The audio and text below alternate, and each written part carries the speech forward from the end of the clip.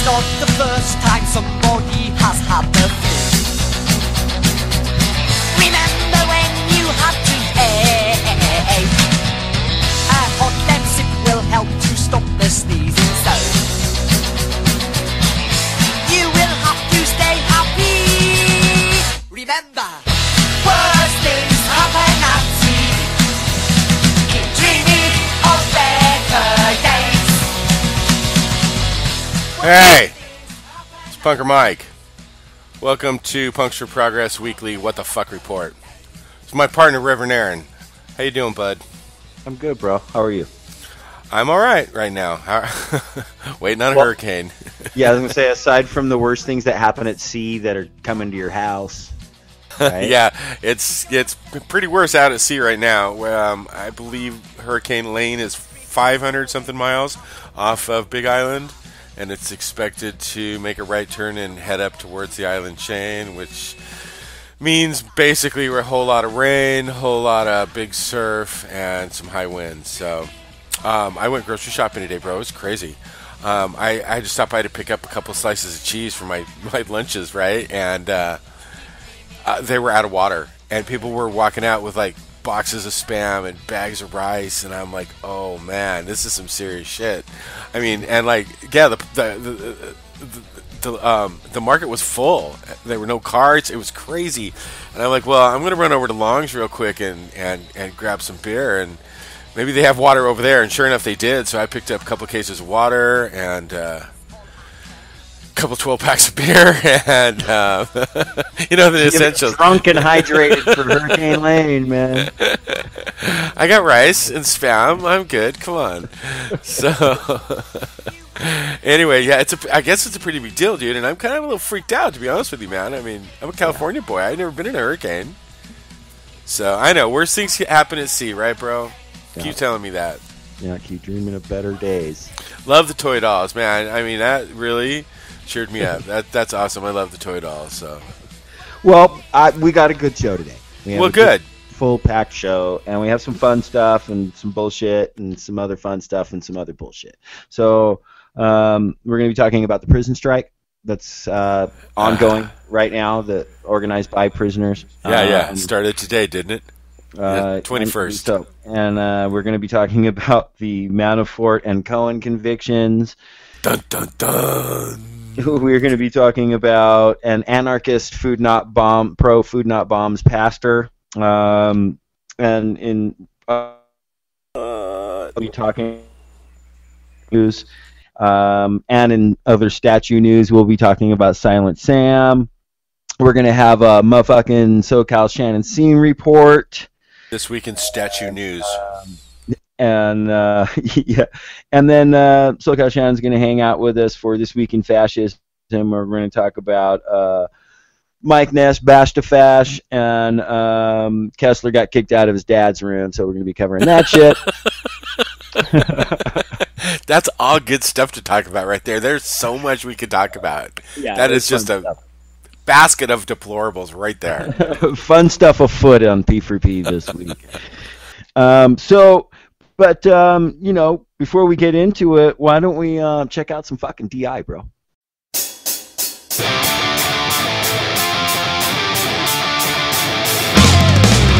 You feel the pressure in this police state.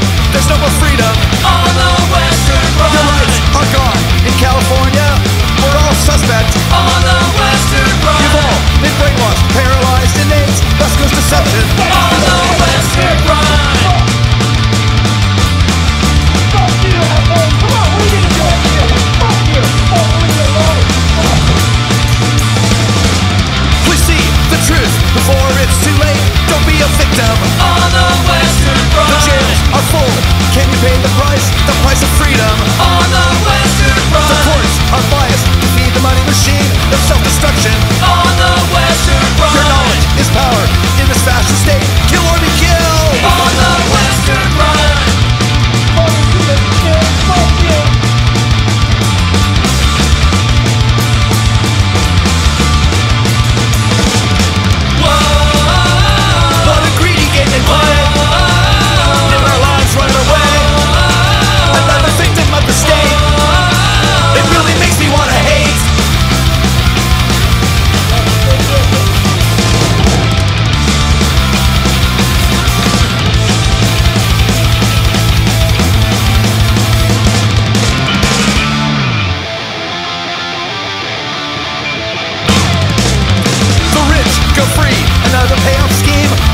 justice on the Western Front. Come on, vacation, leave on probation. It's a one-way system on the Western Front. So that's our story about where we're from. Good luck, suckers, on the Western Front. What a crazy game we play. Living our lives running away. Another victim of the state. It really makes me want to hate.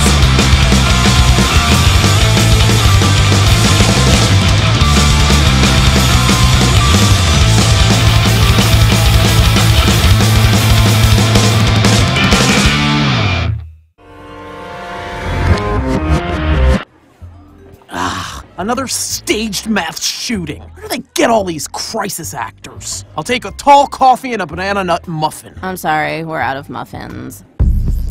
Oh, I see what happened here. The FBI and the UN are hoarding these delicious baked goods to feed ISIS shock troops housed in empty Walmarts in Texas. Once the terrorist infiltrators eat your ill-gotten muffins, they'll have the energy to launch an attack, imposing Sharia law so Hillary Clinton can personally castrate every gun-loving American patriot. What do I put on the cup? Make it anonymous. So, is that cash or credit? They're watching you! Follow the muffin crumbs!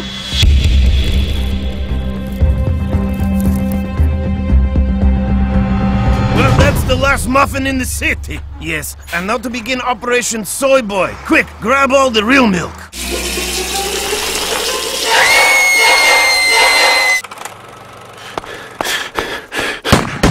A killer is on the loose.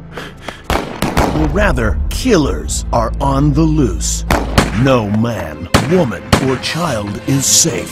From the trigger fingers! Damn it, that's our precinct's 4th officer involved shooting today! Explain yourself! Meet Sloppy Cop! I was just cleaning my bang bang and it went off! Just like that! Scaredy Cop! I got scared! Sergeant Barks a Lot! And Gunther, the Nazi cop! I'm just a huge racist. Big time. Okay, your stories check out. Now get back out there. There's a whole community to protect. Trigger Fingers, coming to a neighborhood near you, whether you like it or not.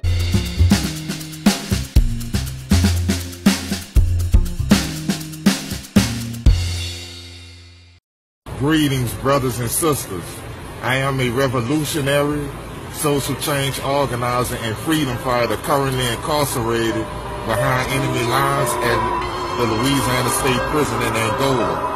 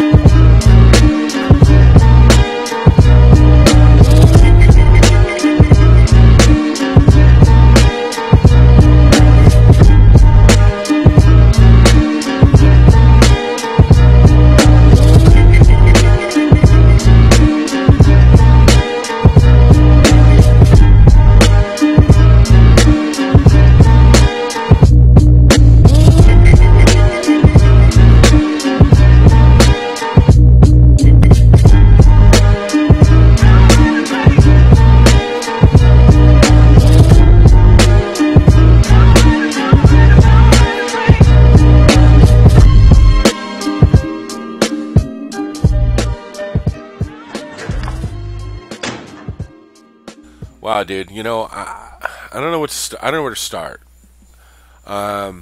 First of all, I agree with every single one of those demands. Those aren't unreasonable at all.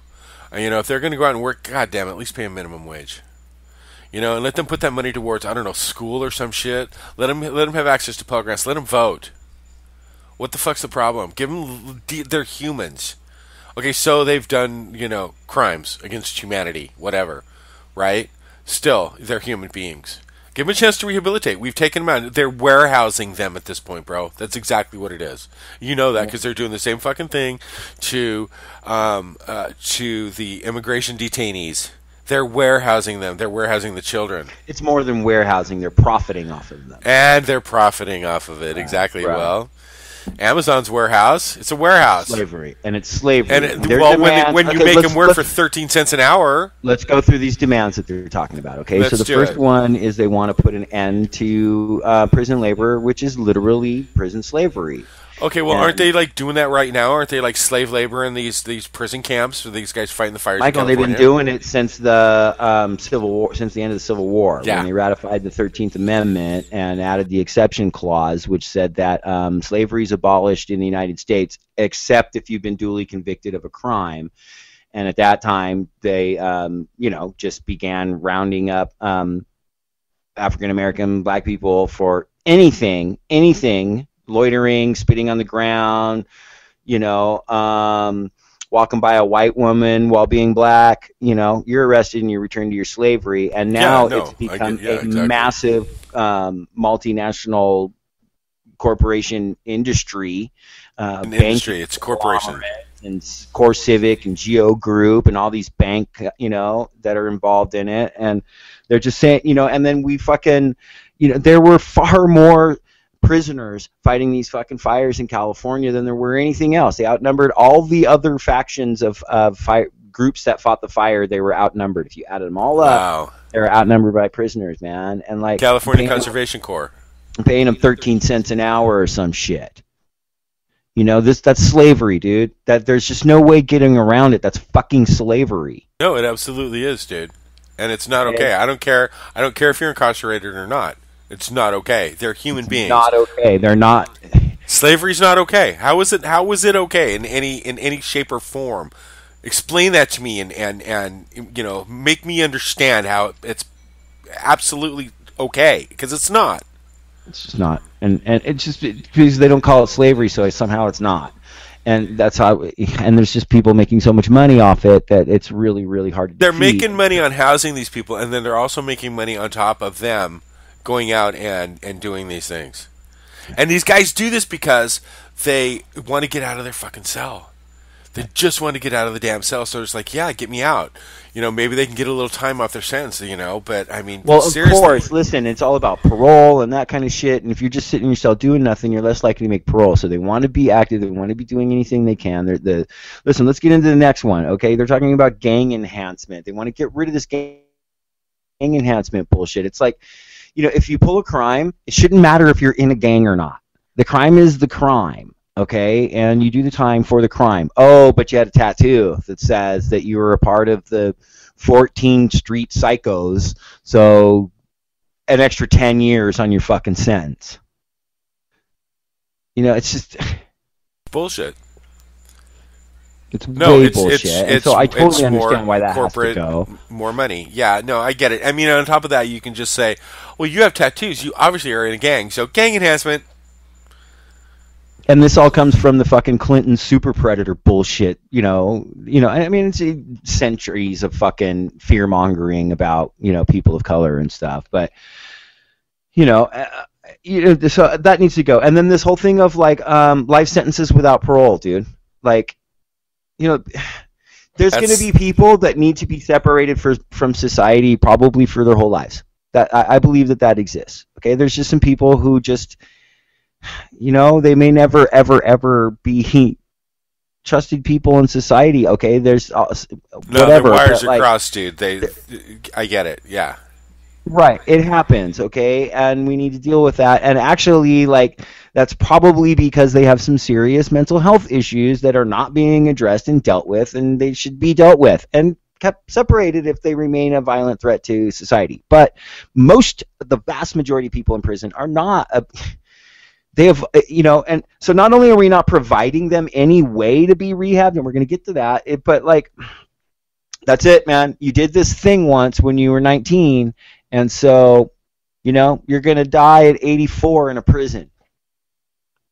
Sorry, later. Well, can I play devil's advocate? Ridiculous. Can I play Sure. devil's advocate? Let's talk about Charlie Manson and his followers. They were 19, 20 years old when they. I don't want to get into Charlie, dude. I don't want to get into Charlie because that's a whole nother show. There's just too much I know about them. I was a freak weirdo person that studied them. And for starters, who did Charlie kill, Mike? He didn't kill anybody. But Not that we know of. Not that we know of, but his followers and did. Listen, they made a bad choice. No, but listen, he needs to stay there. He goes to every one of his parole hearings and says, I want to kill a bunch of fucking people and shit. No, you don't let that dude out. Okay, so don't think I'm like, Charlie's a great guy. No, but I was... what about those kids that followed him and that actually committed the murders? I mean, they made a bad choice at those times. Patricia Krenwinkel and these people, they need to be out of prison. These people have been so incredibly rehabilitated for years and years and years. Yeah, they did horrible, awful, ugly shit. They will never do something like that ever under any circumstance again. They're not those people anymore. There you go. That's what I wanted to hear. And they've proven it. And they've proven it. And what happens is people come out and fucking protest their parole hearings and shit. They're, the women that they were victims of Charlie. Now they deserve to be locked up. They did some brutal ass ugly shit. Okay, but they were manipulated as fuck, and like they're not anymore, man. They're not. I agree with you. Whatever. And so, life sentence without the possibility of parole. Put in the possibility of parole, for fuck's sake. Give somebody a chance to rehabilitate. But you got to give them the chance to rehabilitate. Isn't that one of the? Yeah. Okay. So that's the next thing. They're like the prisoners are saying, "Can you please give us rehab?" So that we, because you understand those have been eliminated. There are none in these for-profit prisons. There are no rehabilitation programs whatsoever. And then they're saying, give us, restore Pell Grants. Fucking A. Give them grants so that they can get a proper fucking education because they need to get out. They don't exist to be punished for the rest of their life for something that they did, every single one of them. The vast majority of people in prisons are not violent criminals, man. And if they're educated, they're far less likely to commit that crime again when they get out. And of course, I'm down with restoring their voting and the right to litigate and address grievances, man. The process in a prison for addressing grievances, especially against fucking hacks and fucking pigs and shit, is ridiculous. It's just ridiculous. And it's ultimately pointless. Well, yeah, because they basically feel like you have no rights now because you did, it just amounts to... It amounts to a big giant box of forms that you submitted and the return sheets in a box underneath your fucking bunk. And and fucking A, they should be able to vote. I don't what is up with that? So because you did something wrong once, you don't ever have a right to have one person vote on things that affect you for the rest of your life? It's so ridiculous. Politics affects everything in life. And if they don't the huge reason they don't want these people voting is because there's millions of them. There are. And they're pissed off, and they're fucking organizing, man. And let's get back to some of the other stuff that we've talked about. What about Jim Crow and how they, targeted hippies and black people in the 60s and 70s because they were smoking pot, and they're filling up the fucking for-profit jails now with pot smokers. Right. And this kind of thing. Yeah. So, I mean, look at the demographic of people who are, who have records, and a lot of them are going to be people of color. And of course they don't want them to vote. They didn't want them to vote to start with. That's why this whole thing came up. Let's get them back into slavery. Let's take away their rights. Let's take away their right to vote. It's a little thing, but it's not. It's not a little thing. When 200... Go ahead. Well, the bottom line is, Mike, is that in the end, the primary reason the vast majority of people are sitting in prisons in America is because of the oppressive conditions of capitalism. Yeah. It's poverty that it's caused. The vast majority of, especially people of color, have been forced into poverty, and they have no other options or recourse in life but to take what they need to survive, and that's illegal. So they go to prison. And then once you got a record, you're stuck in the cycle, you're stuck in the system, you're going back. Recidivism rates are so fucking high. And, and the very, very least you can do, listen, they're not, the vast majority of these people in prison have not been provided anything remotely approaching an adequate education. Even like I went to like 14 schools because I moved so much, but the schools that you went to were shit, but they were pretty okay. But they were nothing in comparison to how horrible most of like poverty-stricken communities' schools are. Whether they don't have any textbooks, the fucking roofs are leaking, desks are fucking broken, they don't have pencils, all this kind of shit. That's because poverty has left them, or capitalism has left them the fuck behind. And I'm sorry, they haven't left them behind. It's created a mass of people to enslave that are rife for enslavement and the profit that comes with enslaving them. And this is so fucking fantastic that these prisoners are standing up and doing this. And so I am in complete support. There's going to be all kinds of stuff and solidarity things going on. We're going to do our best to share that stuff with you guys on the Facebook page. So please follow the Pucks for Progress Facebook page, and we'll do our best to keep you updated. But we should move on, I think. There's a bunch of people getting busted in the Trump administration, bro. Yeah, that was like, the liberals are so happy right now. Right. I know. They're going to arrest Trump tomorrow. He's going to pardon himself and everybody else. I know. It's a done deal. Well, we'll see. We'll see. So, I mean, that's definitely a fucking option. And I wouldn't put it past the guy at all to pardon both of these people, but as well as himself. Probably not Manafort. I don't know if he would. So it's Manafort. Paul Manafort is going down, and he's going to do time, and so is Cohen. Cohen, his fixer. He apparently can fix everything. Yeah, and I guess Cohen like completely implicated Trump. Right. Apparently, Yeah, what do they get Cohen? Not like I'm going to hold my breath for Trump getting busted on this, but yeah, it was... oh, well, you know what MAGA stands for? What? My attorney's going to jail. My attorney's going... MAJ, my attorney's going... Yeah. My attorney's getting arrested. That's what it is. Sorry, my attorney's getting arrested. Okay. Ba-dum-bump. Yeah. Mike will be here... all week, man. God, please no. Anyway, tax fraud, false statements to a bank, and campaign finance violation tied to his work for Trump, including payments Cohen made or helped orchestrate that were designed to silence women who claimed affairs with the then candidate, Donald Trump.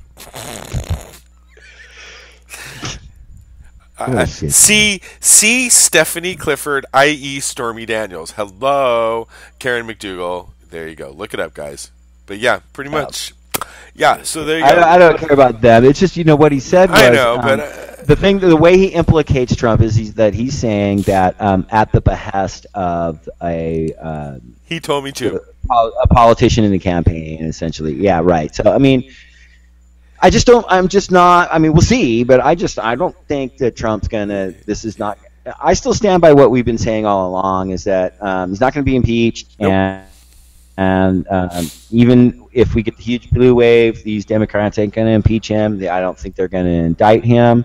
And I'm starting to lean towards there's a real good chance that dude's going to get reelected in 2020, and that gets real terrifying there, because then that leads into he may not. I'm already terrified until he wants to. So I'm already terrified, dude. I mean, he's already rolling back coal regulations today. I mean, it's fucking Pottersville, dude. I'm telling you, by Christmas, it's going to be motherfucking Pottersville here. Well, and so the Manafort thing, yeah, you know, his convictions and what he's going to prison for, excuse me, really isn't connected to Trump. It's not anything. It's not Russia. It's not. It's just tax fraud and shady dealings, and it's a bunch of stuff. But he, you know, but it still shows that, you know, the people that Trump surrounds himself with, are just like all of them are. Michael Flynn. Like, yeah, they're all just Scaramucci. skeevy fucking wormy little fucking. Let me see if I can come up with some more. Tillerson's not there anymore. Wait a minute. What was his boy toy that was his senior advisor? His boy from toy? Breitbart. Oh, Steve Bannon. Yeah. I mean, I've never heard Steve Bannon referred to as a boy toy before. That's pretty fucking funny. I'm just saying. But yeah, I mean, these are great guys. He hired them. You know, he always hires the best. Wait a minute. Didn't a book just come out last week about somebody he hired and then fired a couple of times, right? I don't even want to get into Am I a Mimosa. I know. I'm just saying, but I mean, like, wait a minute, bro. You hired her, fuck knuckle. Okay? You hired her. But all of this is the fucking, you know, don't be baffled by the bullshit, as you always like to tell me, my friend. You're you right, know? Like, because this is the bullshit you're supposed to be baffled by. Right. He's rolling back coal regulations today. He's giving some fucking whole bunch of the stuff, the Obama era speech. Regulations. Yeah. Yes, he's giving a campaign speech today. Yeah. Well, Obama was all about clean coal too. Obama made that up. But a lot of what Trump is rolling back today were things that Obama put in place. And, well, whatever the black man did, get rid of. Well, I think that makes it easier for him to do it, but it's just that the corporate capitalist fucking scumbags that, you know, are paying him, this is what they want. They want all this shit fucking rolled back so that they can just pollute the fuck out of everything, man. And like, oh god, dude. Climate change. Hello, Hurricane Lane on her way. Yeah. Right? And Shannon's still burning over there in Temescal Canyon. Yeah. Yeah, but no climate change. We don't affect anything, and yay for coal. Well, listen, maybe we should move on to something a little more on the positive note. There's this food nut bombs loving anarchist dude who was a pastor and got booted out of his church for cussing and shit. He gets booted out of his church for cussing, but we have how many Catholic priests? Anyway.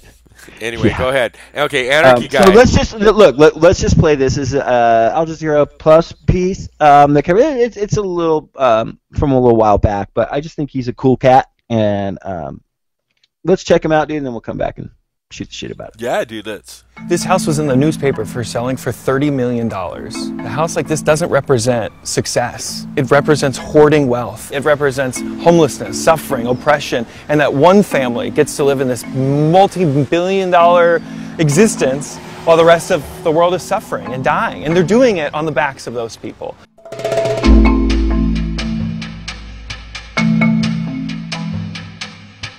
This is Gregory Stevens, a Baptist pastor.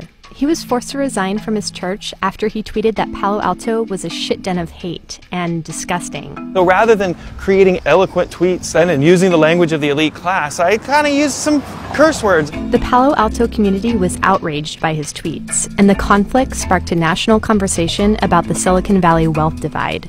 They tried to scapegoat my frustration and my anger with their larger system and their larger neighborhood by saying I'm the problem, my language is the problem, that I'm the immoral pastor, as opposed to this sort of centralization of wealth or the homeless people living on the street.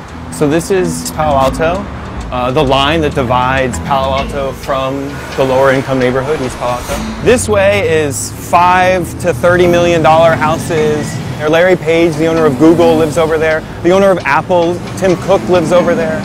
And then over here you have, I think, our only nonprofit homeless shelters, 5 of them, I think.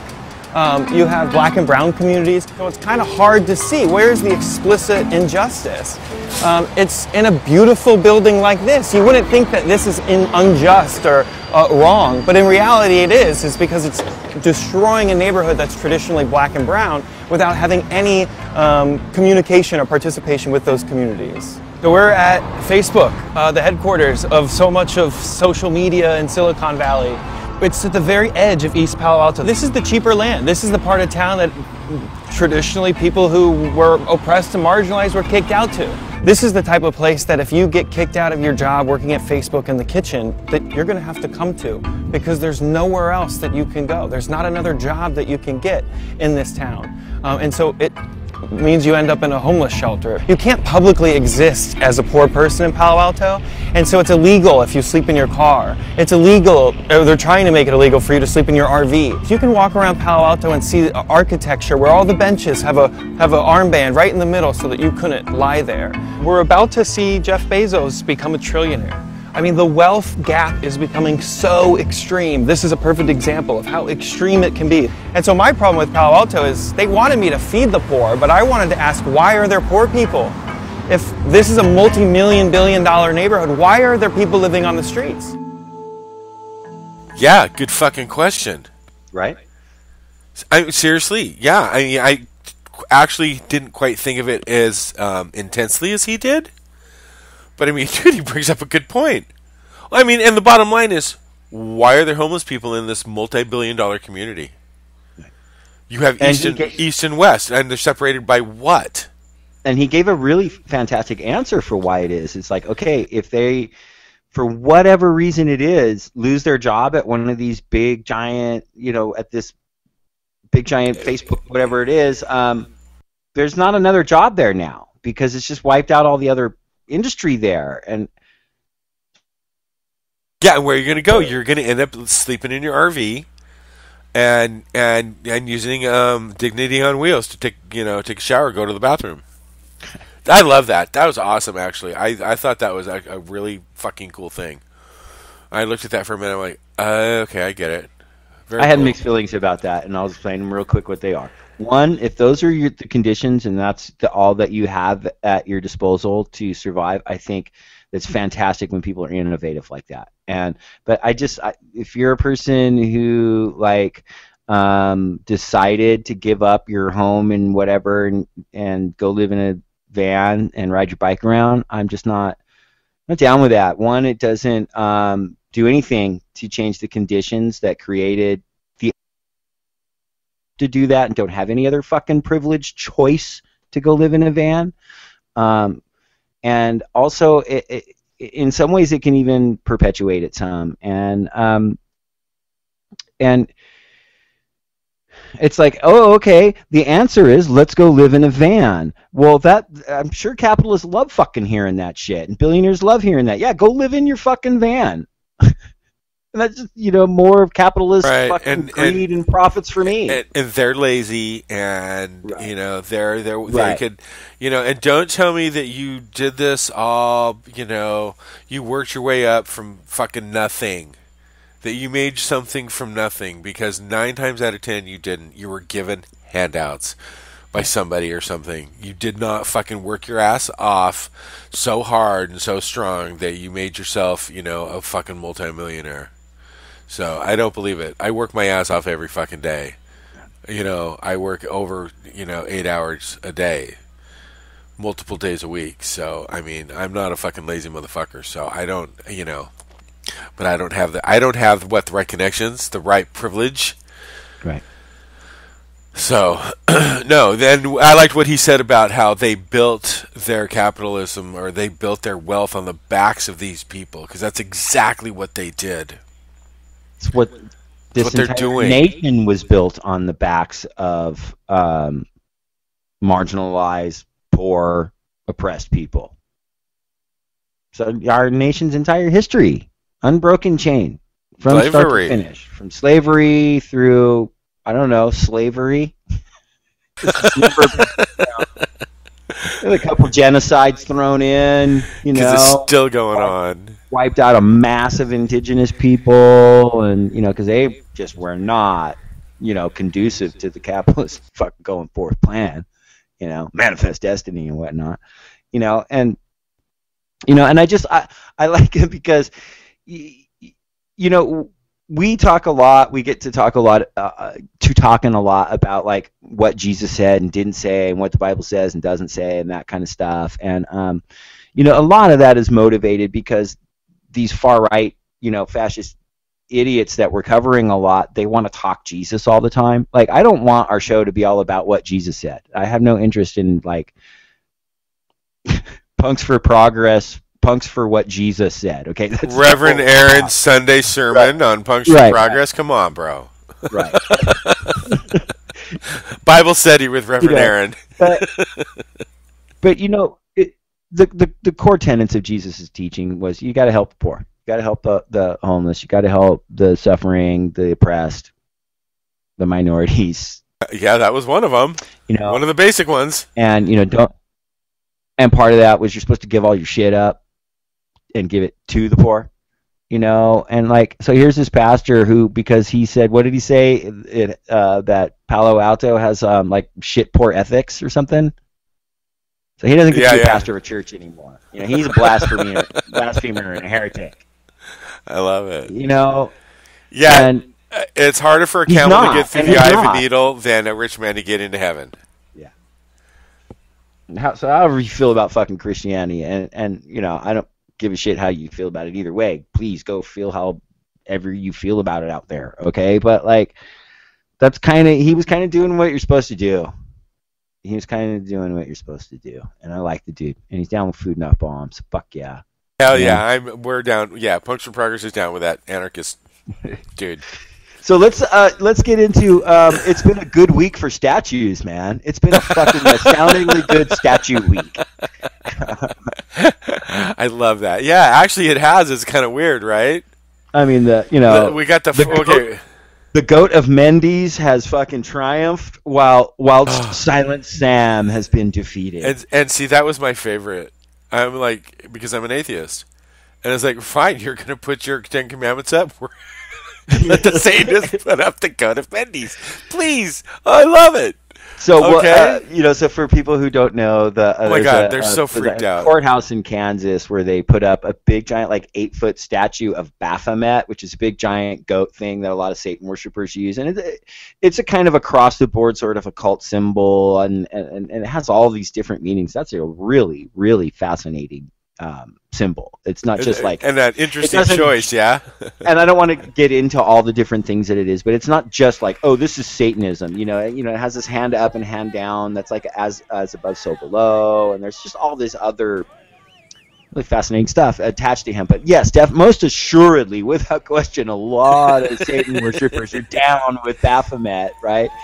And you know, Mike, we talked, it must have been in one of our very, very first shows, we talked about this issue of, you know, right-wing evangelicals playing the victim card crap because they can't have the 10 Commandments in schools and courthouses. And I was saying, you know, we should just fucking fill up the courthouses with some type of, you know, an idol or representation or something from every single religion we can possibly think of, you know, and just pile it up in the courthouse. And, you know, and just, because that's the thing, if you want your 10 Commandments, then everybody has to do that. And I was just saying, you know, that would be awesome if every Buddhist, every Hindu, every Zoroastrian, you know, I don't care what, bring it on, man. All that. I mean, right. I want to see my zodiac symbols on the wall in the courthouse. Yeah, bring voodoo dolls, fucking scripture from the Bible. Well, but you know, I want all of it. Do that, then yes, then have your scriptures from the Bible there too, and you know, have Anton LaVey's book there enshrined, and you know, and what about Scientology? We got to have Ron Hubbard up there. Come on now, there, you know, but you know, it's so great that these certain members of the Temple of Satan, I think is what, I think that's what they're called. But what they did is it's great to watch the Christians freak out about it.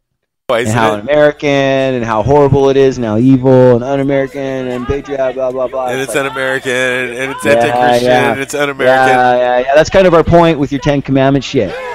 You know, that's kind of our point. Exactly. You know, and the Baphomet statue, like, obviously, it's not going to be there forever. They're only going to have it up for 8 days or something like that. It might even be down by now, but I don't care that it's not staying there. Okay, it should be gone.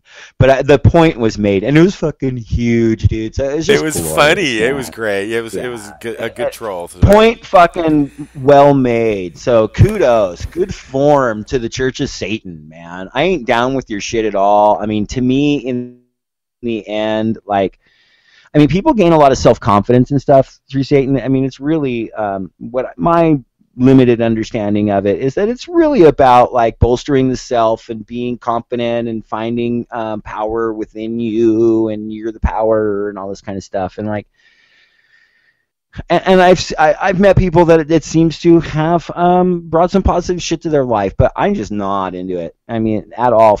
Bottom line is, I can't escape, to me, that it's a reaction to another religion that I don't buy into either. So yeah, exactly, right? I mean, that's my belief. I don't believe in Satan. I don't believe in God. So, and it's a religion. It's a religion. Yeah, I don't believe in religion. I'm not into any of those. Nope. And if you're listening, including that one, whoever you are, whatever one you're into, that one too. I'm just not into it. Okay. But in other good statue news, let's just play this video real quick, bro, and then we'll come back and celebrate the yummy goodness. Face in the mud. Let's do it.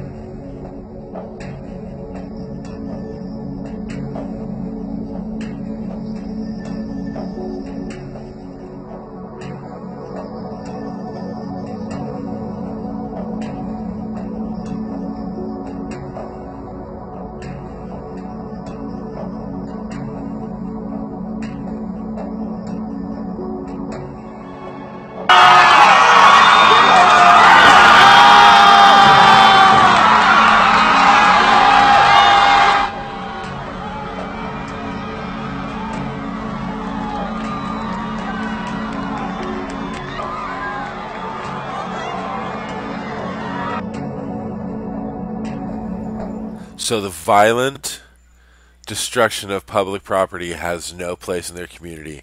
However, the violent whipping of a human being in public does.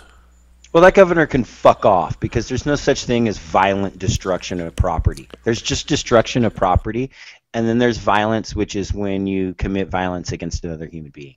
Good point, Aaron. Okay, so and that statue perpetuates a history of horribly oppressive violence. Fuck the Daughters of the Confederacy. Those women went out from the early 1900s, and inspired by the movie Birth of a Nation, which, oh my God, watch my frickin' film about Dinesh D'Souza's Death of a Nation, and I get all into what Birth of a Nation was, which was just a huge pro-propaganda film for the Klan. Exactly. Which perpetuated this idea, this horrible idea that all black men want to do is have sex with white women, and they'll rape women. And so, like, people in the millions joined up to the Klan after watching this fucking movie. And the Daughters of the Confederacy, at the same time, a lot of these fucking old Confederate bigots, scumfuck traitors, were dying off. So inspired by like Birth of a Nation and shit, they go out and they start erecting these fucking statues all over the country and all over the South. And you saw that quote in there. The guy that the statue that was torn down, you know, glorified whipping a Negro wench. So gross, man. Yeah, at the dedication of the statue. Yeah. You know, so astounding work to the comrades that tore that fucking thing down. More, please. With their violent destruction of public property. And I love seeing that do it like Durham hat on the statue's ass. You know, from the statue, which is a reference to tearing down the statue in Durham, North Carolina, which happened. Oh my gosh, when was that? Darn it! Oh goodness, I'm not going to remember. Right after Charlottesville, and the thing was just like tin can crap. Like the fucking foundational principles it was built on and the ideas it was built on, tin can crap, and it just crumbled when it finally. Well, I remember when this last one got that girl got busted for throwing her blood on that thing and desecrating it. That was in April. Yeah, I remember that. Yeah, and so good. That's down. And from what I saw, you know what? I saw a bunch of anarchists doing something that the government wasn't fucking doing. You know, and that's the bottom line. That's what anarchy is doing something because the government's not fucking doing it. So you know what? You get off your ass, you do it your damn self. Well, I think a bunch of them were communists. I don't know for. But and all I'm basically saying is that, like I said, a bunch of people doing stuff that the government was not going to do. You're taking too long. We want this the thing government down. was spending. We're going to fucking do it. No, they were spending thousands protecting it. Yes, right. You know, and yeah. No, so my use of the word anarchist is in that respect. Is that sure? And I didn't really mean to like I'm not meaning to. No, just clarifying, bro. Just clarifying. Yeah, and yeah, that's all. But shit. You know what time it is? Oh my God, is it that time again? Probably. Is it time for a So-Cal Shannon Scene Report?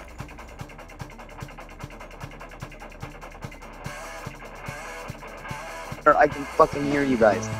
Somebody talk, please. Hello. Okay, there we go. Shalom. All right. Hi, Shannon. Hi. How are you tonight? I'm good. Cool. You got a scene report for us? I do. Okay. Friday. Okay. Why do we have the giggles tonight? Darn it. See, it's been too long. It's been like 3 weeks or something. But Aaron's been doing a lot of stuff. Anyway, okay, sorry. Friday, August 24th. Los Alamitos Community United and the ACLU are asking people to come and, that's Milo, defend Sanctuary outside Orange County Superior Court. They're having a rally, but the press conference starts at 8 a.m. The hearing starts at 9 a.m.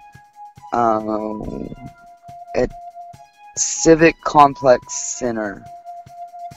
It's the courthouse. It's my frickin' neighborhood where we moved to when I was 10 years old, where I grew up. Nice. Anyway, it's the hood. So they're voting. It's a hearing, yeah. For the ACLU and Los Alamitos Community United brought, that suit because Los Alamitos is one of the cities that voted to keep sanctuary. What the hell was it? Was it over the status? No, to go with whose lawsuit is it? Sessions, right? Right. Sessions lawsuit on California, You know how but the whole thing is in relation to the sanctuary status of correct California. To keep it. Correct. We're saying the same thing, but backwards. Yeah. Okay, so that starts at 8 o'clock. There's a rally in front of the courthouse, and some people are going, inside for the hearing. Obviously, the ACLU is. Anyway, excellent. Sorry, you awesome. Guys. That's awesome.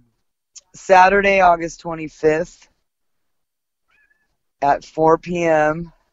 Refuse Fascism LA is having a potluck. They're going to have music and some Refuse Fascism volunteers to meet up with, and they can explain what they're doing and all that stuff. That's again at 4 at Trinity Episcopal Church in Los Angeles. Cool. I've been to one of those. What was it? America Was Never Great. 4th of July Refuse Fascism picnic like a year or so ago in Oakland. And it was really fun. There was a Trump pinata, and this little kid was whacking it, and his mom was telling him, "He don't want you to go to school. He don't want you to go to college." And he's whacking the pinata. It's fucking great, man. I had a blast. That's funny. Yeah, I've been to a couple things. Sure. So the same day or evening. What time does it start? Doors open at 7. Twisted Soul Entertainment and Hold Your Ground is putting on a show at Carmen Bar in Laguna Niguel. That's Orange County. The Radolescents, Manson Family, is it Death on the Radio or Death of the Radio? I can't ever remember which way it goes. I think it's Death on the Radio. I didn't mean to rhyme.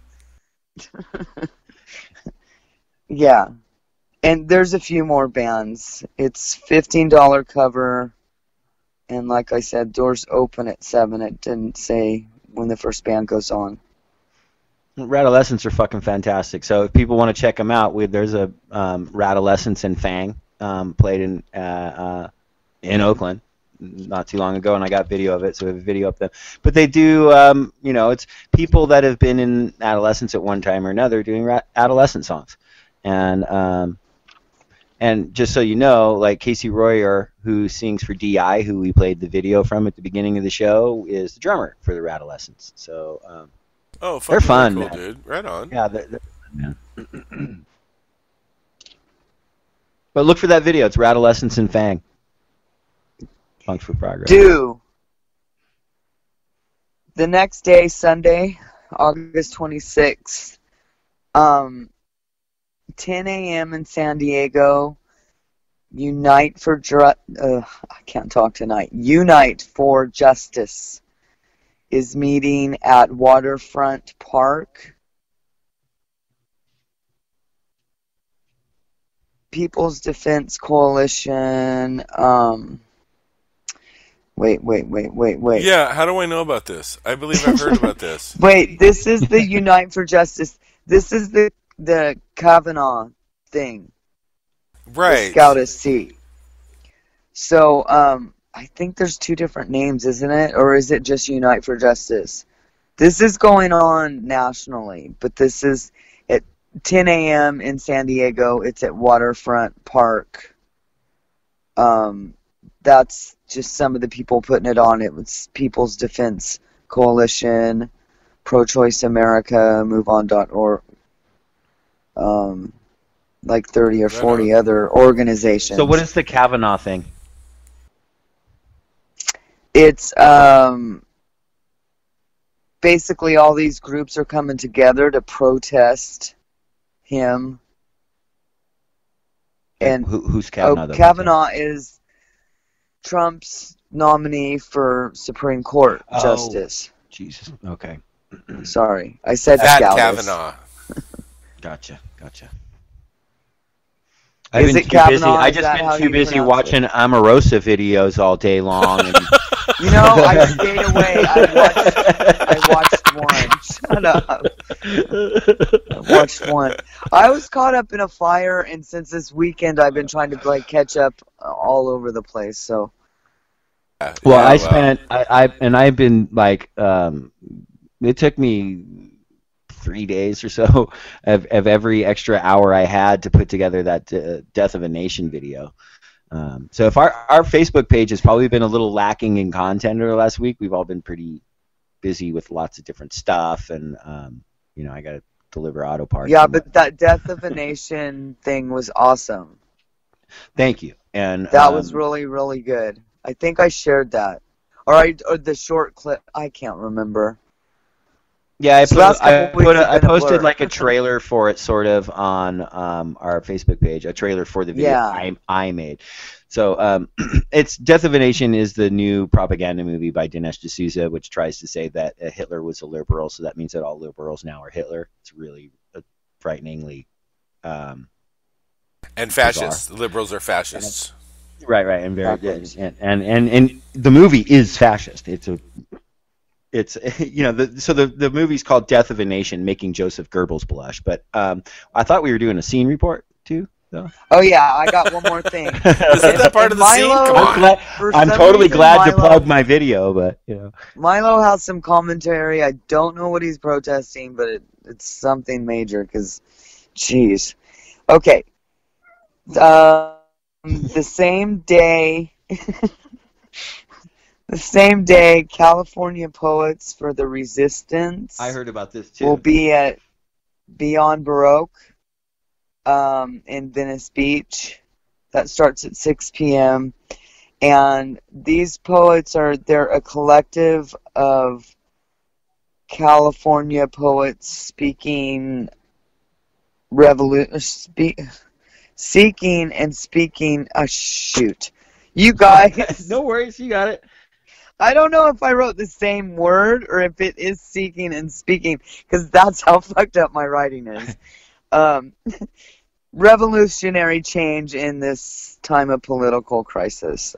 And one of your dudes you like is on that. The dude who exposes Chris Kobach. Palast is one of the Greg people. Palast. Yeah. He's doing some of the poetry on, and he's going to do some reading. Well, there's another guy that I can't remember his name, because you know me. I can't remember anybody's name. I actually shared his video of, I don't know. Seems like it's been months. It's only been a few months. Anyway, a couple months ago, and I think I follow him now, but I can't remember his name. He's brilliant. Oh my gosh, he's local. I think he's from LA. He could be from Orange County. I can't remember. So where is it at again? It's at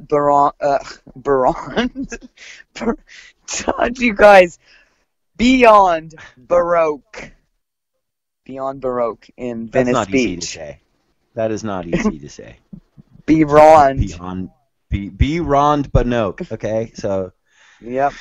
Yeah, it's at the Beyond Baroque. Leave it to me to fuck it up. Anyway, that's it. That is the So-Cal Shannon Scene Report. So-Cal Scene Report. Fucking fantastic. You know what else though? That I got really a couple interested things in. too, but go ahead. Oh, you do, Mike? No, go ahead. Well, I mean, no, you go first. No, I was gonna get into the next.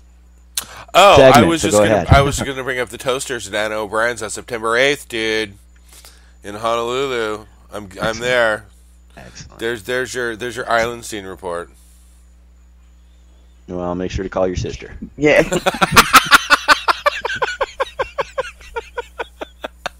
I did. I called my sister. I promise. I promise, Brian. I called my sister. Excellent. Okay. Excellent. So just, I'm not going to get into it too in depth, but I saw the English Beat the other night, and Brian, the drummer, Mike's sister knows the drummer for English Beat, and anyway, got a quick little video clip of him telling Mike to call his fucking sister, and that he's a terrible brother and go fuck himself and shit. Mike, you son of a bitch. You better call your sister. You've been an asshole of a brother. Call your sister, you big jerk. There it is. So mad at you. So, you'll never come to another Romano show again. Poser motherfucker. And he sends this to me, and I get it in the middle of the night or whatever it was, right? And I can't hear it, right? So I went to work, and I came home that day, and I plugged in my speaker, and I actually watched and listened to the video, and I was, like, rolling on the floor. Like, oh, my God, I got to send this to my sister. So, yeah, I called my sister. Okay, good. Okay. Aw. Okay, so I want to get into this. It happened literally over a month ago, but really, straight was that up, long ago? Yeah, but the recent developments that have brought it back in the news just happened this last week. But a while ago at the Ace of Spades in Sacramento, Social Distortion was playing, and some fascist fuck got him lip busted by Mike Ness for flipping him off for 2 songs straight. So let's play this here news clip about it, and then we'll come back and let's goof do on it. Okay. Rock band. So what led to this concert chaos? Well, the Galt man says the attack happened at a Social Distortion concert at the Ace of Spades venue in Midtown. Thanks for joining us tonight. I'm Christina James. And I'm Tony Lopez. CBS 13's Angela Greenwood is live in Midtown with the story you'll see only on CBS 13. Angela? Tony and Christina, this man tells us that he grew up listening to Social Distortion and was excited to come and see one of their shows, but he says he left here bloodied and bruised, attacked, he says, by the band's lead singer. This cell phone video captures the moments a Social Distortion fan says he was beat up by the band's frontman, Mike Ness. Hey, I wasn't able to defend myself. And this photo captures the aftermath. He busted my lip pretty good and just about knocked one of my lower teeth out. That on top of 2 black eyes and a concussion. Tim Hildebrand says it happened on July 15th at the Ace of Spades in Midtown Sacramento. Assault is an assault. But before things turned physical, they got political. Pretty much said that I pay for your music, not your politics. Hildebrand says the singer started bad-mouthing President Trump and America. And he, a Republican farmer from Galt, didn't like it. I stood there pretty much for my silent protest with my middle finger up for the next 2 songs. Ness didn't like that. You can see him motion Hildebrand to the stage where he spits in his face. And then this. Takes his guitar off, jumps off the stage, and proceeds to punch me multiple times in the head. Hildebrand says he was dragged out of the venue by security. He's filed a police report, planning to press charges. From someone that has the status that he does, shouldn't get away with assaulting someone. It was a little bit excessive. But some Social Distortion fans say controversy is part of the punk rock culture. If you're that into politics, don't put yourself in a situation where it could become a problem. Attacked in the middle of a show by the very person he paid to see. Hildebrand now wants this popular punk rock singer to pay for his actions. If he wants to have a talk one day and man to man, I would love that, but he would have to not be a child about it. And Sacramento police say they are aware of this incident and that it is under investigation. Meanwhile, we did reach out to the band's manager, but we're told they have no comment. Really, dude? Oh my God, motherfucker! Be a man about it, dude. He just manned you to the ground, okay? You fucking. Oh my God! Seriously, stand there. You don't. Oh my! You have no concept of Social Distortion whatsoever. You really think Mike Ness is gonna let you fucking stand there and talk shit? And flip him off for 2 fucking songs? Do you know nothing about Mike Ness? I ran into him in the bathroom one time at Ichabod's in Long Beach, right? And he had a tank top on that said sex, booze, and tattoos. And I was like, do your thing, bro. I'm just going to stand over here and I'm like, dude, oh my God. And you know what the other thing I don't like? That was all from his side of it. That was all from his perspective of what the fuck went down. Now, I know the band didn't have a comment about it, and I'm okay with that, but why don't you talk to some other people instead of some fucking kook with a Social Distortion tattoo on the side of his leg? Right, all of a sudden he's an expert because he has an SD tattoo. Right. Well, there's more than one account of people saying that he was spouting Trump. whatever. That Mike was spending anti-Trump shit. Guess what? It's Like the same that thing no, that we talked about with he Seth wasn't Rogen. Just saying, No, don't Mike. talk politics. He wasn't just saying that. Right. I searched and searched for more video, but I couldn't find it because I saw that when it first came out, and like you were saying, I just figured, it's nothing new. It's not like the first time he's punched somebody. Right. So I didn't think much of it, and then all of a sudden, this, because he's suing them, right? Right. That's so when it of course hits the news they can't again. say anything about it. Right, because there's legal matters involved. Well, and he fucking tells him, you don't have to act like a child or whatever it was. Like, so standing there for 2 songs straight, flipping him off just because there's got to he be expressed video his out opinion. there. I just can't believe it. And and I did too. We were both like you straight up. You're the one who like even turned me on, Shannon, that this was even going on. I hadn't heard about it at all, and I went looking too, and that's the only angle of the live footage. There's all kinds of video out there of about this, but the only video of the actual instance is that one that showed, and you can't see anything, and you would think someone else there was filming, but guess not. But I wanted to read this article real quick, of course, that Shannon shared with me. It's from stereogum.com. They write, now let's get into this. It is, admittedly, generally bad form for musicians to leave the stage mid-show to attack the people who paid to see them. I read this. This was good. However, anyone who goes to a punk rock show should have enough common sense to realize that it is generally not a good idea, from a common sense standpoint, to flip off an old punk. It is especially not a good idea to do this in defense of the current President of the United States. And if you have to call the police because someone who is 26 years older than you knocked you around at a punk show, I mean, I don't know what to tell you. And then she goes on to say, which I don't necessarily agree with. She goes on to say, and in related news, social distortion fucking rules. Okay, we've all had our. But that is that. Come on now. But yeah, of course. That totally, and there's still social distortion songs that I hear go, oh yeah, that song fucking rocks. Yeah, I mean, man. He's honestly, a cantankerous old fuck, but we're not. Nothing against social age, distortion. man. I just never was into him that much.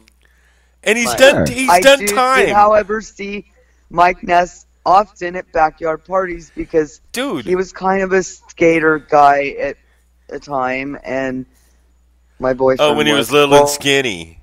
First, yes, and once the Cuckoo's Nest closed down, there was no punk rock in Orange County unless it was in backyards. Right. That's just how it was. And Jerry Roach he's from opened, Fullerton, isn't he? Radio City. Yeah, he's originally from Fullerton. Yeah.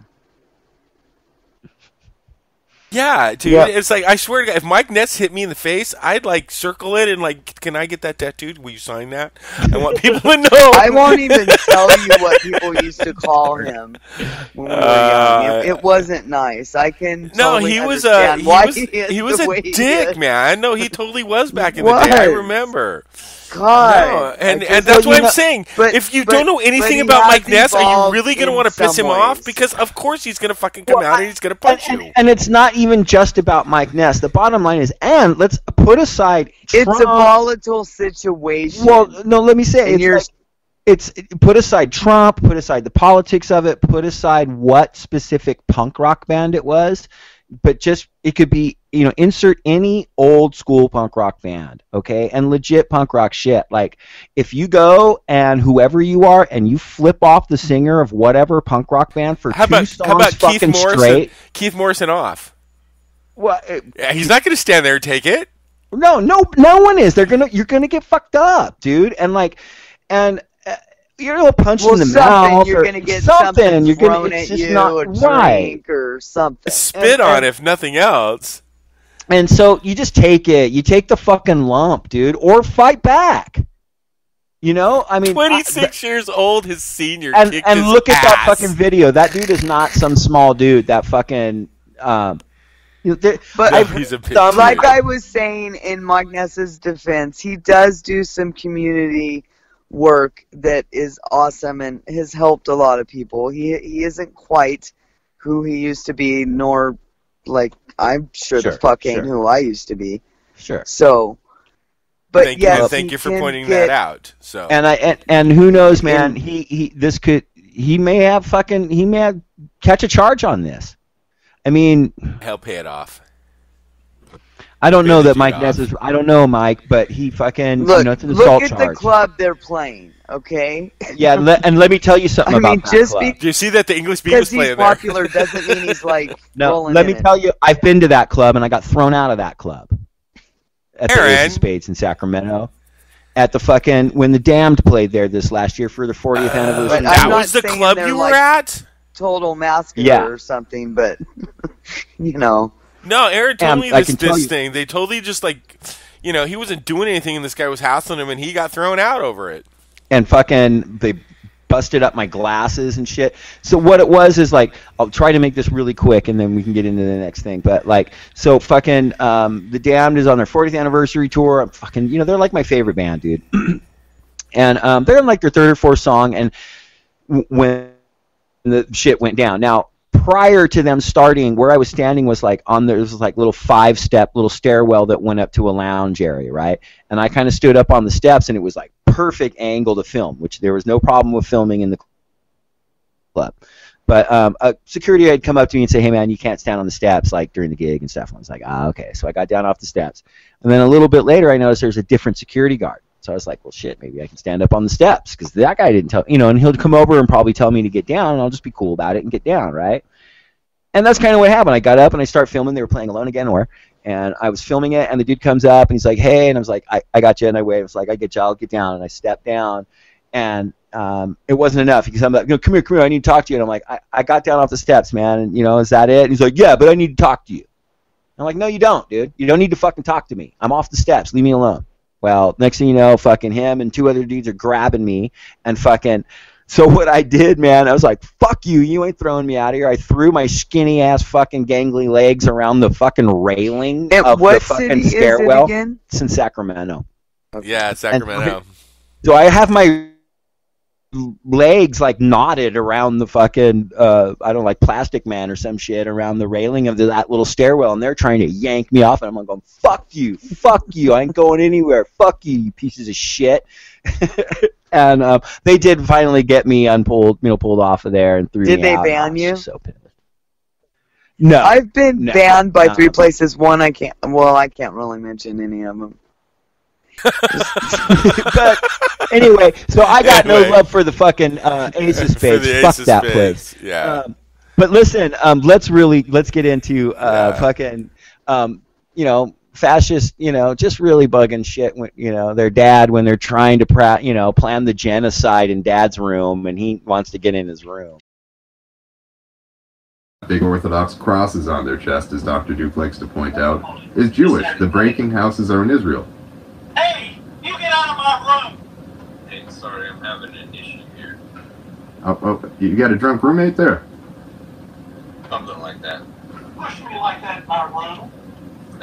I've got somebody who supports Orthodox Israeli,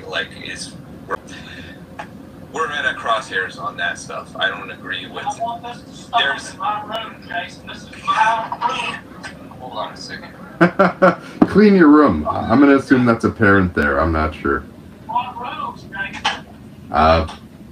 Jason, why are you staying with... You're not staying with an Orthodox Jew, are you? No, it's my father. Basically, the deal is my family watches American History Channel. Oh, God. And it's constant anti-German propaganda. The Nazis, the Jews, and the dude... I'm stuck in a situation where I have to stay with my family because I'm paying for all these lawsuits, and I can't afford to do that without staying with my family. But they're cucked. Life has been pretty expensive the last few months. I still maintain an apartment and this boat in case of eviction, and I trust Shlomo to figure out a way to get me evicted, but if I get in a situation where I can't have an apartment like you're in, I've got this bad boy. Now, I've been sorting out documents and stuff, but this is my baby. In the back there is a king-size bed. In the front there's a double. Behind door number 2 there, and this table comes down and becomes a king-size bed. I'm sorry, a twin bed. So I've got hot water, a shower. This is my toy from when I used to make good money, and I will be renting it out and stuff to try and cover expenses, or else I'll have to sell it at a huge loss. Fund my company, give me some revenue. My coffers are running pretty low since the election.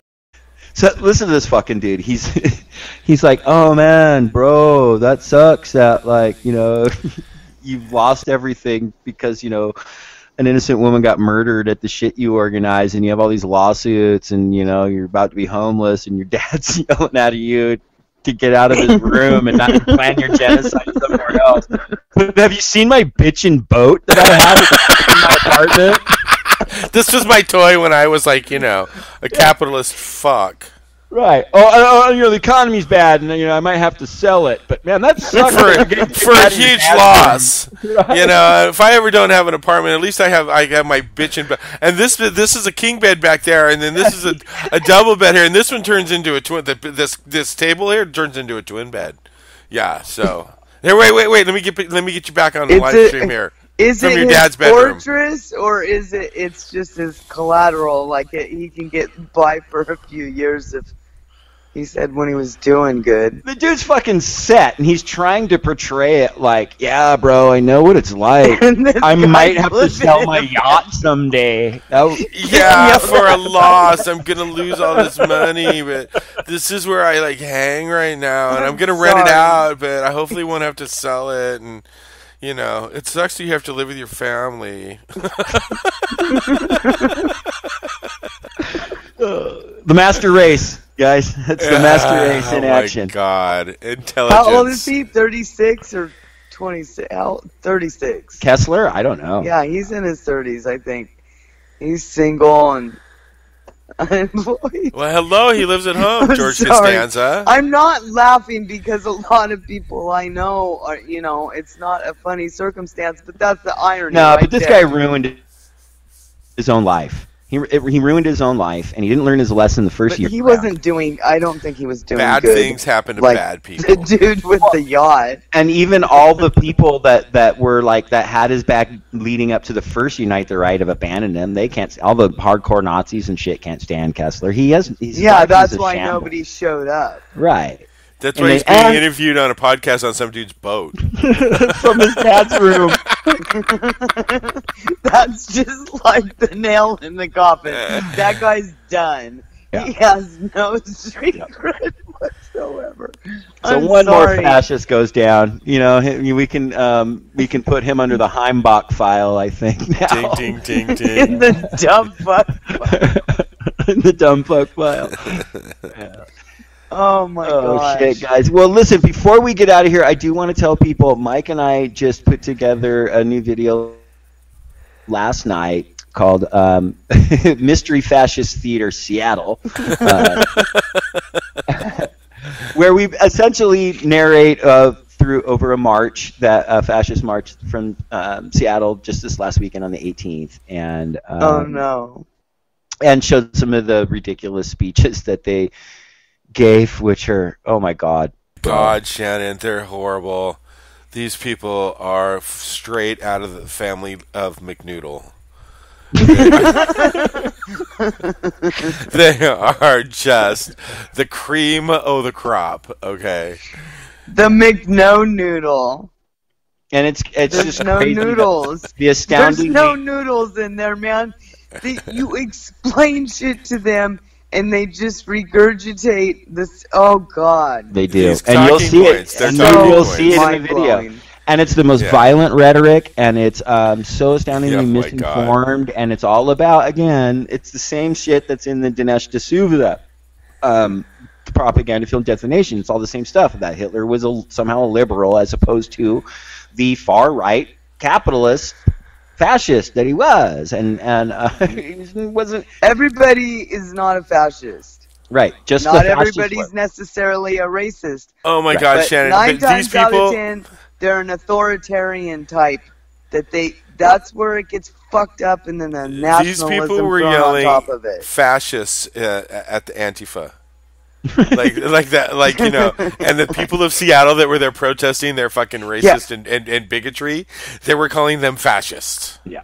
I've been called fascist. You've been fooled by the mainstream Soros media. You don't know that you're actually the real fascists.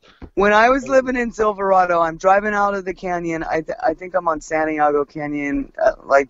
It turns into Catella before there. Anyway, this guy was driving erratically, and he went in front of me 3 or 4 times, slammed on his brakes, pissed me off. And there was a truck in front of us. Then he went in front of the truck and did the same thing. And then I had to slam on my brakes, almost hit the truck, because the truck couldn't slow down as fast, of course. Asshole. Anyway, I came up to the light next to him, and I go, "What the hell is your problem? Why are you driving so erratically?" And he goes, his mouth dropped, and he goes, "What? Why are you driving like such an old lady?" I go, "Well, first of all, I am. Secondly, because I don't drive like a fucking asshole because I'm not 20 years old anymore. And I've learned a few lessons." And I'm like, that doesn't excuse it. He goes, "I wasn't driving erratically." And I'm all, "Fuck you." And then I saw his hat with the blue flag. Oh, and I go, "Oh, that just explains it all." And he goes, "What?" I go, "Your stupid fucking hat." And he goes...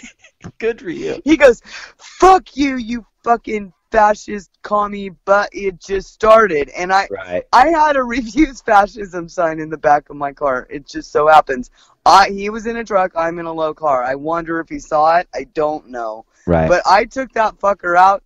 And it was still a red light, and I put that sign out, and that's what he's all, "See, I told you, you're a fascist." It says on the fucking sign, "Refuse fascism."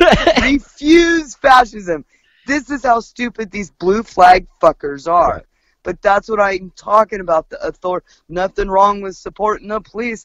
Yes, there is. Well, you know, one of the people who commented... awesome. Right now, and always, there has always been a problem with it. One of the awesome followers left a great comment on the Dinesh D'Souza video they did that said, you know, basically, you know, they'll call, you know... they'll say that, you know, hey, Hitler, the Nazis were called the National Socialist Party, so why would they call themselves that if they weren't socialists? But at the same time, so they'll espouse that bullshit rhetoric, but at the same time... The United States calls themselves a democracy. How about that? But at the same time, they ignore the fact that anti-fascists are saying, no, we're anti-fascist. So they don't apply the same, you know, obvious. It's exactly the same. You know what I mean? But anti-fascist. But on our side, we're saying we actually understand what fascism is based on more than a Dinesh D'Souza movie and some Ben Shapiro fucking videos. And, right, and we're actually against it. We actually. What I heard on we InfoWars. are against fascism. Right. And whereas they're like, oh, you know, all they got is, you know, the Nazis were called National Socialists, so, you know, gotcha. But anyway, check out the video. It's called fucking Anything Can Be Punch for Hijacked. Progress Mystery Fascist Theater Seattle. So check it out. And you know what? I fucking love you guys. Love you guys. Good show. Love you guys too.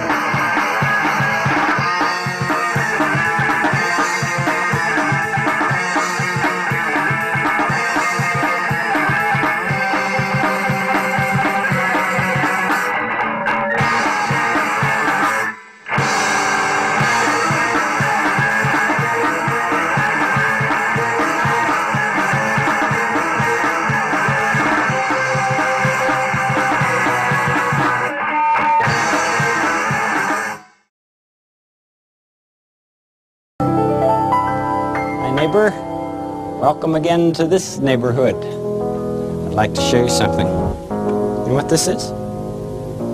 Maybe if I press this button. This is a cassette player with a little cassette in here, and there's nothing written on it, so we'll just have to play it to see what it is. Do you ever imagine things? Are they scary things? Are they scary things? Do you ever imagine things? Things you'd like to have? Did you ever see a cat's eyes in the dark and wonder what they were? Did you ever pretend about things like that before? Did you ever grow anything in the garden of your mind? You can grow ideas in the garden of your mind. It's good to be curious about many things. You can think about things and make believe. All you have to do is think and they'll grow.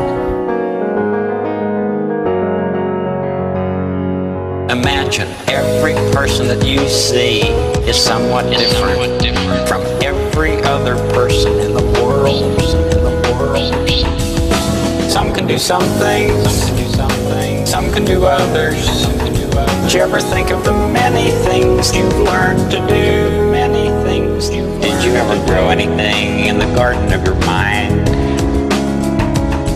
You can grow ideas in the garden of your mind. It's good to be curious about many things.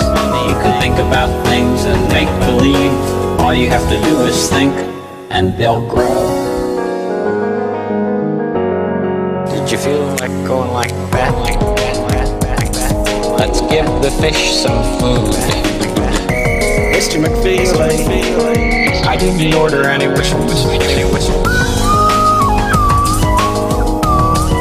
That's what they call these slide whistles. Did you feel like going like that? There are so many things to learn about in this world. And so many people who can help us learn. Did you ever grow anything in the garden of your mind? You can grow ideas in the garden of your mind. It's good to be curious about many things. You can think about things and make believe. All you have to do is think. You can think about things and make believe. All you have to do is think, and they'll grow.